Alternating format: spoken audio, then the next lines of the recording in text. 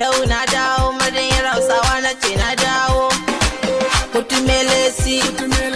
Kutumelesi, wannan kiɗa ya zarce na yin gozi. Kutumelesi, muna rawa suna wasa da loli.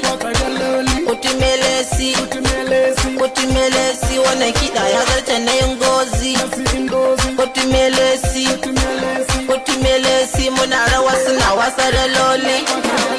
Abu kaman da wasa, yanzu ga shayi mu ne muke tarerawa. Mu ne muka tsara, sannan muka ce za mu fitawa. In har ta dace, dan Allah sai ku yi turawa. Kamar soya gaba ɗai, Najeriya kudu hada arewa. Sai ku zo ku mutaka, ku ba mu gadara. Ku muke canjawa kiɗi suna daga Zainab zuwa Zara. Kun san ba mu da wasa, mu muke girgiza gasa. Ko da sun hango da sai su fara cewa ga can madayin Hausawa.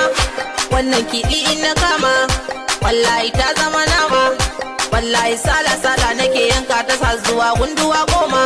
Sai ku zo ku mu kulla alaka, sai ku zo ku mu kulla zumunci, sai ku zo ku mu kulla kalan zumuncin da babu shi ko a Jamaika. Inna kwankwasa dan Allah ku bude, inna wuce dan Allah ku kulle, inna zauna dan Allah sai ku zo mu yi wasan da ake kira galale. Kan kiɗin zan haufa in lale, kan kiɗin zan haufa in juya, kan kiɗin zan haufa in yoro wanda in sun hango ni dole su tafa.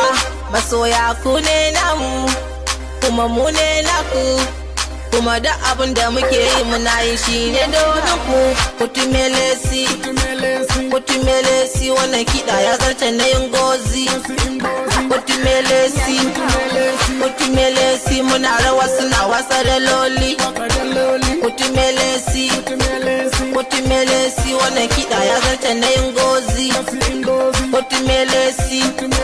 Kutumelesi, muna rawa suna wasa da loli. Hajiya Indo tana rawa ko ba wando. DJ Zulaizu dole ku sa mata dan Indo. DJ open the door idan muka wuce su sa kwado. Information na ce zan yi sending dan Allah na ce sai ku ban sendo. Kun san yanzu na fara zuwa gobe ko ai na zama dodo.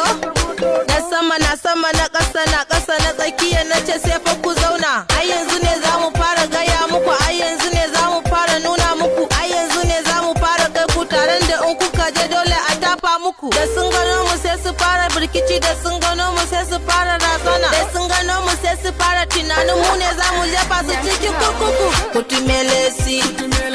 Kutumelesi, wannan kiɗa ya zarce na yin gozi. Kutumelesi, muna rawa suna wasa da loli. Kutumelesi, wannan kiɗa ya zarce na yin gozi. Kutumelesi, muna rawa suna wasa da loli.